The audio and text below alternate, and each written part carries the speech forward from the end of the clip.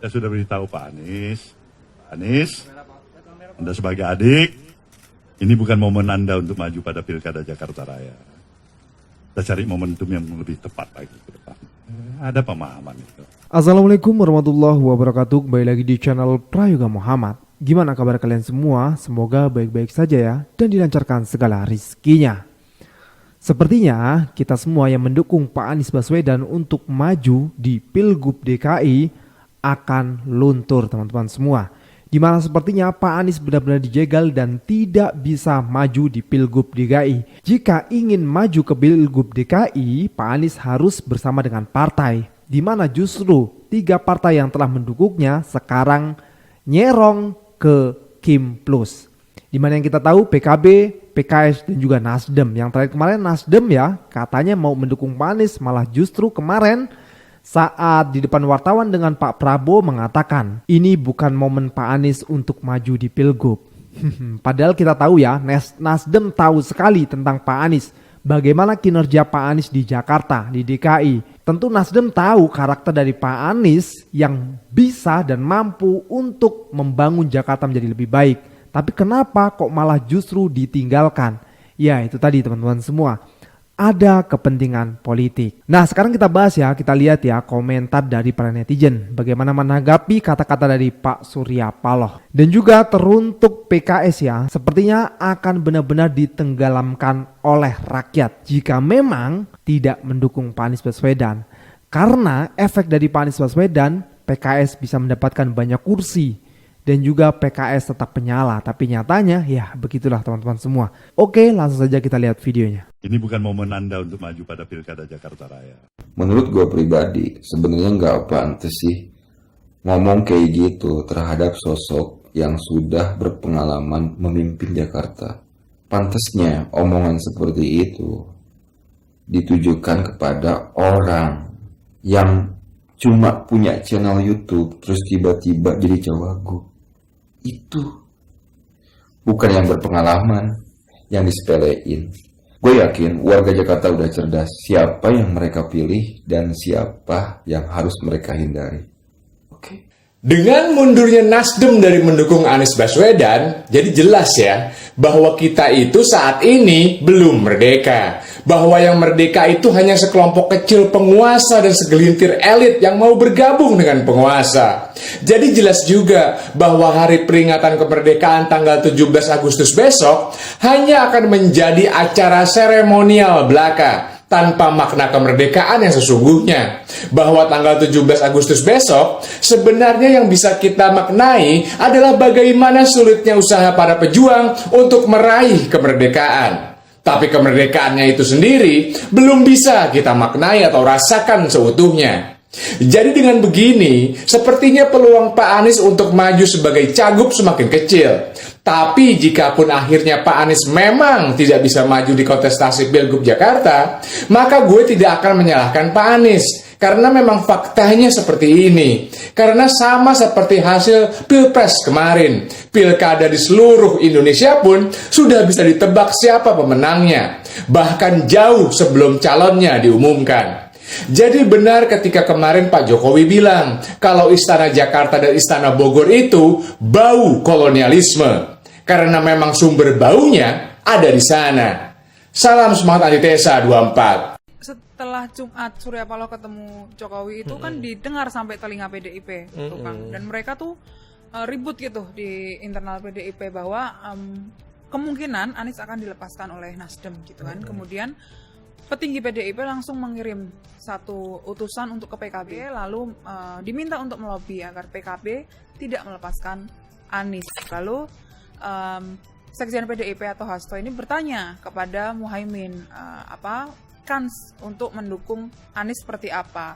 Saat itu Muhaimin menyampaikan beberapa kegundahannya bahwa ternyata PKB juga sudah didatangi oleh utusan istana untuk mendukung Ridwan Kamil. Muhaimin sendiri kepada beberapa pengurus di PKB menyampaikan bahwa untuk sampai saat ini PKB masih mendukung Anies begitu. Tapi masih gerakannya masih smooth nih.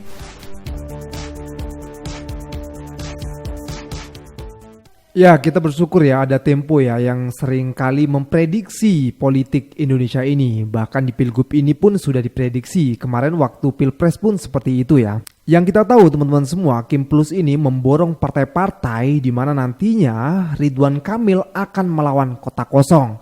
Tapi kemarin juga ada isu ya bahwasanya ada yang maju independen untuk menjadi lawan Pak Ridwan Kamil. Tentunya itu sudah disetting juga ya.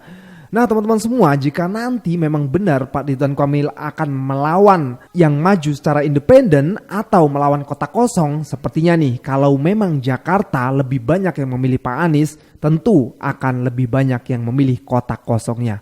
Wah luar biasa sih ini, tapi tentunya tidak akan seru ya kalau memang Pak Anies tidak maju lagi. Oke teman-teman semua, kita lanjut lagi ke videonya. Di negara kita ini, kalau nggak ngejilat nggak makan. Buktinya apa? Partai-partai besar tuh, ya nggak, masih ngejilat, takut sama majikan. Yang dulu asalnya dari gorong-gorong diangkat menjadi seorang baginda raja, terus sekarang dikendalikan harus tunduk. Ya Allah, segitunya pada ya. Lu kan pada ketua-ketua partai, lu yang ngatur, bukan lu yang diatur sama cecunguk. Mikir apa mikir? Ya, aduh, kita aja masyarakat biasa punya pikiran. Ampun dah. Assalamualaikum warahmatullahi wabarakatuh. Selamat pagi. Kalau mau dibandingkan penjahat atau maling ya, dibandingkan dengan pemimpin atau anggota DPR atau pula aparatur negara, lebih baik mana? Saya pribadi memilih maling atau penjahat. Saya punya alasan. Kenapa? Karena penjahat tidak pernah disumpah untuk melakukan kebaikan. Nah, sebaliknya, pemimpin atau anggota DPR atau aparatur negara itu disumpah untuk selalu berbuat baik, untuk melakukan kebaikan untuk negara ini. Tapi banyak juga. Kebanyakan sih, bukan banyak juga, kebanyakan sih melakukan kejahatan. Walaupun secuil. Ya nggak? Ya nggak? Ya. Anda di pemilu 2024 kemarin mengatakan busuk, sekarang lebih busuk lagi. Kita lakukan di Jakarta dengan membunuh Anies. Jadi Anies harus dihilangkan, harus dibunuh. Kemarin Pilpres buruk, sekarang lebih buruk lagi di pilkada ini. Jadi politik kartel itu sebenarnya tidak ada persaingan. Semuanya diatur. Jadi tidak ada persaingan antara Nasdem, PKB, dan PKS lawan Gerindra, Golkar, dan lain-lain itu. Tidak ada. Semuanya diatur. Itulah kartel. Politik kartel saya sebut kayak begitu. Kasus digunakan untuk tujuan politik itu jahat sekali. Ini persaingan antara istana dengan PDI Perjuangan. Nah yang lain-lain itu ikut. Peluang Anies Baswedan berlaga di Pilkada Jakarta semakin tipis setelah koalisi partai pendukungnya gembos akibat gerilya dari istana. Sempat berjanji tidak akan cawe-cawe pada Pilkada 2024, Jokowi dan Koalisi Indonesia Maju yang mendukung Prabowo Subianto berakrobat menjadikan Ridwan Kamil Gubernur Jakarta 2024-2029. Menghadang Anies dengan menyiapkan kotak kosong atau kandidat abal-abal dari jalur independen merupakan cara terlicik untuk menang. Lucu juga deh kalau lihat nih sekarang pilkada nih. Yang ini nggak boleh sama yang itu, yang ini nggak boleh sama yang itu. Dibuatlah apa namanya nih sekarang. Aku sampai denger, liatin aja. Terus saya suka ngomong pada diri saya sendiri, kasihan deh PDI Perjuangan. Dikungkung, ditelikung, tinggal sendirian gitu. Wah yang lain apa namanya? Kim Plus. Nek Kim Plus tuh plusnya apa yuk? Oh gitu. Tahu nggak? Karena aku tadi bilang Setiap warga negara mempunyai hak yang sama di mata hukum. Jadi kenapa ada pemilu langsung? Supaya rakyat itu menjadi hakim tertinggi. Dialah dengan hati nuraninya, dengan pikirannya akan memilih pemimpinnya, diizinkan, dan orang harusnya menerima hal itu. Kalian wartawan juga mesti begitu, tahu? Nah, jadi mana dia nih? Jadi merdeka, jurdil, no selalu KPU aja bilang, aku lihat balihonya tuh nggak tahu sekarang, apa namanya KPU, terus apa ke KPU ini apa Komisi Pemilihan Umum apa selalu menjaga supaya terjadinya jujur dan adil. Terus satu lagi apa luber, tuh langsung umum. Aku lihat di jalan mana tuh ada 2 gede.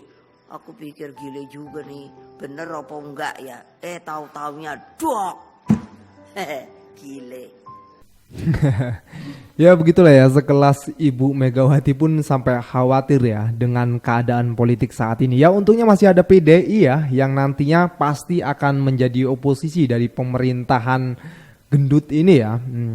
Tapi kalau menurut Tempo kemarin itu sempat ada perwakilan dari PDI untuk bicara kepada PKB ya, yang mana untuk menahan Pak Anies gitu. Mungkin nanti misalnya PKB benar-benar menahan Pak Anies alias tetap mendukung Pak Anies, PDI bisa maju nih untuk mendukung Pak Anies juga, dan akhirnya Pak Anies bisa maju di Pilgub DKI. Kita lihat aja nantilah ya. Karena namanya politik ini dinamis banget. Yang hari ini bilang enggak, besok bisa bilang iya. Nah teman-teman semua, kemarin juga ramai ya Pak Jokowi mengatakan bahwasanya istana di Jakarta begitupun di Bogor itu bau-bau kolonialisme gitu kan. Makanya beliau ingin pindah ke IKN, katanya seperti itu. Dan ini dikomentari juga oleh para pengamat politik. Kita lihat videonya. Bau-baunya kolonial selalu saya rasakan setiap hari. Bau kolonial tapi betah di situ 10 tahun. Kalau bau kolonial, kenapa kemarin air siraman Kaisang diambil dari sumur istana? Dimandiin sama air kolonial kan itu anaknya, kasihan. Gun, kenapa kamu tutup-tutup hidung? Anu Pak D, ada bau. Hah? Bau apa? Bau kolonial. Bisa aja bau kolonial. Bau lu sendiri itu kolonial. Bahkan dia sebutin bahwa setiap kali saya ada di Istana Negara saya mencium bau kolonial. Di Bogor segala macam. Bukan dia mencium,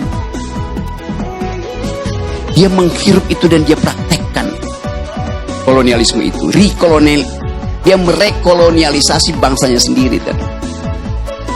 Kan diam-diam Jokowi menganggap bahwa menjadi kolonial itu yang memungkinkan dia bertahan, yaitu divide et impera. Yang dilakukan Jokowi persis politik kolonial, memecah belah PDIP, memecah belah Demokrat, memecah belah PKB, memecah belah apa partai yang nggak dipecah belah oleh Jokowi coba?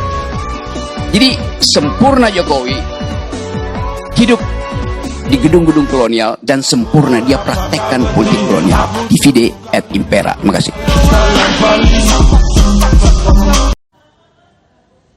Pak Jokowi bilang Istana Negara dan Istana Bogor berbau kolonial Belanda.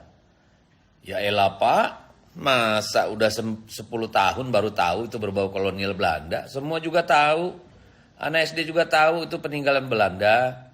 Dan kita pakai sebagai bukti sejarah bahwa kita sudah berdaulat, kan gitu.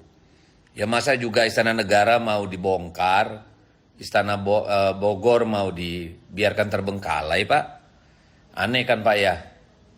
Saya nggak tahu maksudnya Bapak apa menyebut-nyebut itu berbau kolonial. Ya memang jelas peninggalan Belanda kok itu. Mau diapain ya? Gitu. Jadi mungkin Pak bukan hanya itu ya yang peninggalan Belanda, banyak banget. Jalan dulu ya banyak yang dibuat oleh Belanda, terus mau diapain Pak? Ya kota-kota di seluruh Indonesia hampir semuanya juga berkembang di zaman Belanda. Sudah ratusan tahun umurnya, terus mau diapain Pak? Gitu. Apa kita juga tidak usah lagi pakai kata kulkas, apalagi apotek, ya perboden yang semua berbau Belanda. Di dalam hukum, banyak sekali istilah hukum kita berasal dari kata Belanda, peninggalan Belanda. Mau diapain Pak? Dibuang juga. Yang jelas lah Bapak urusnya nggak penting-penting sih kalau menurut saya belakangan ini Pak ya. Tapi sudahlah sakar Bapak, mumpung jadi Raja Nusantara kan gitu ya. Mereka. Ya.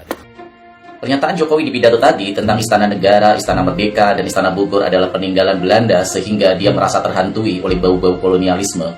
Semakin mengukuhkan bahwa Jokowi adalah presiden the king of drama, the king of gimmick. Dia lupa sejarah bahwa fasilitas-fasilitas umum di negeri ini sebagian besar masih peninggalan Belanda. Dibangun dimulai era Belanda. Bagaimana pembangunan Jalan Anyar Panarukan yang dibangun di masa Belanda oleh Gubernur Dendels yang waktu itu mendapat perintah untuk menjadi gubernur di Hindia Belanda oleh Napoleon Bonaparte. Juga bagaimana Rumah Sakit Cipto Mangunkusumo itu adalah bangunan dari Belanda. Juga bagaimana fasilitas-fasilitas seperti Museum Raden Saleh itu juga dulu bangunan ya yang dibangun di masa Belanda. Lupa sebenarnya ini ataupun pura-pura lupa hanya untuk mencari pembenaran tentang dibangunnya IKN. Mencari alasan, mencari celah untuk membenarkan pembangunan IKN. Ini hal yang remeh-temeh yang dilakukan oleh seorang presiden.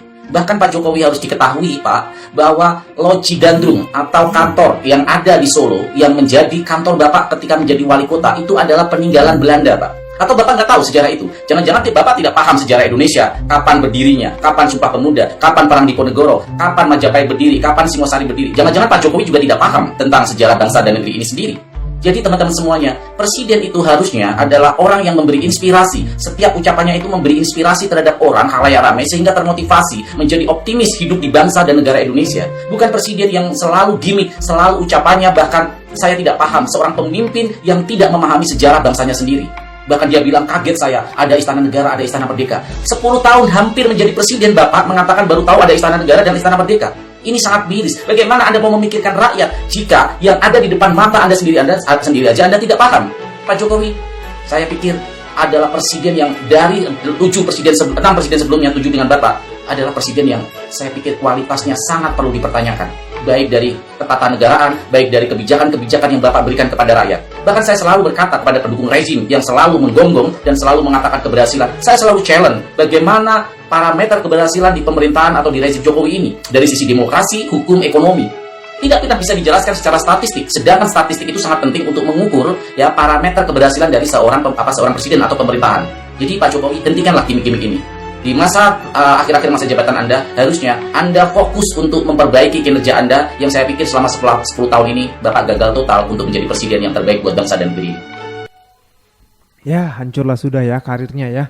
Bentar lagi juga lengser dan rakyat juga sudah menunggu nih kapan segera diganti dan Pak Prabowo dilantik agar semuanya bisa menjadi lebih baik. Oke teman-teman semua, udah cukup ya. Jangan lupa untuk berikan komentar di bawah ini. Jangan lupa juga untuk like, subscribe channel ini. Sekian dari gue Prayoga Muhammad. Wassalamualaikum warahmatullahi wabarakatuh.